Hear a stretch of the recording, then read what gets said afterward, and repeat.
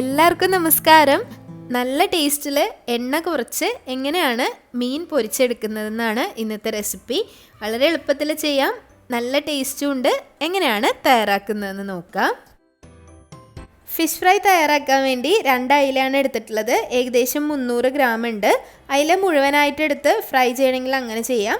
ഞാനിവിടെ കട്ട് ചെയ്യുന്നില്ല, മുഴുവനായിട്ടാണ് ചെയ്യുന്നത്. നല്ലതുപോലെ കഴുകി വൃത്തിയാക്കിയതിന് ശേഷം കട്ട് ചെയ്തിട്ട് എടുക്കാം. 2ആയിട്ടോ 3ആയിട്ടോ കട്ട് ചെയ്യാം. മീനിൻ്റെ 2 വശവും നല്ലതുപോലെ ഒന്ന് വരഞ്ഞു കൊടുക്കുക. മസാല തേക്കുമ്പോൾ നന്നായിട്ട് അകത്തേക്ക് പിടിക്കാൻ വേണ്ടിയിട്ടാണ് ഇതുപോലെ വരഞ്ഞു കൊടുക്കുന്നത്.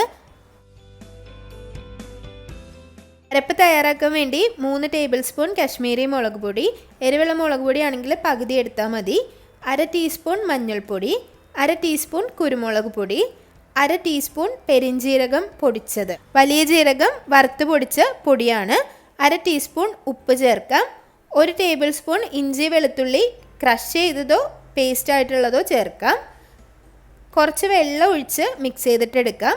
ആദ്യം തന്നെ മുഴുവനായിട്ട് വെള്ളം ഒഴിക്കരുത്, കുറച്ച് ഒഴിച്ച് മിക്സ് ചെയ്തിട്ട് എടുക്കുക.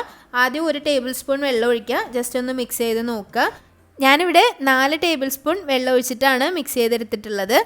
ആദ്യം തന്നെ ഒരുപാട് വെള്ളം ഒഴിച്ച് മിക്സ് ചെയ്യരുത്, കുറച്ച് മാത്രം ഒഴിച്ചു കൊടുത്ത് അരപ്പിൻ്റെ ഒരു കൺസിസ്റ്റൻസി നോക്കി മാത്രം ചെയ്തെടുക്കുക.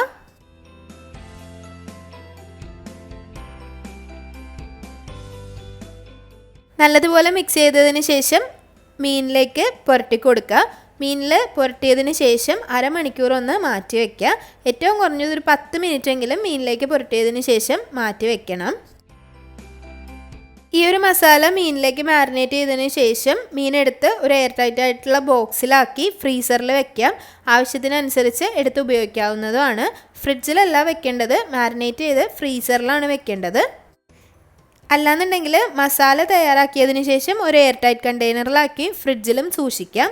മീനെടുത്തതിന് ശേഷം ആവശ്യത്തിന് പുരട്ടി കൊടുത്ത് ഒരു 10 മിനിറ്റ് മാറ്റി വെച്ച് മീൻ പൊരിച്ചെടുത്താലും മതി.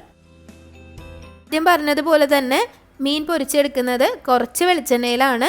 1.5 ടീസ്പൂൺ വെളിച്ചെണ്ണയാണ് ഒഴിച്ചു കൊടുത്തിട്ടുള്ളത്. അത്യാവശ്യം വലിയ മീനാണ്. വെളിച്ചെണ്ണ ഒന്ന് ചൂടാവുമ്പോൾ അതിലേക്ക് 2 തണ്ട് കറിവേപ്പില ഒന്ന് ഇട്ട് കൊടുക്കണം. കുറച്ചധികം വെളിച്ചെണ്ണയിലൊക്കെ പൊരിച്ചെടുക്കാം. അങ്ങനെ ചെയ്യണമെന്നുള്ളവർക്ക് അങ്ങനെ ചെയ്യാം. മീൻ രണ്ടും മുഴുവനായിട്ടാണ് ചേർത്ത് കൊടുക്കുന്നത്.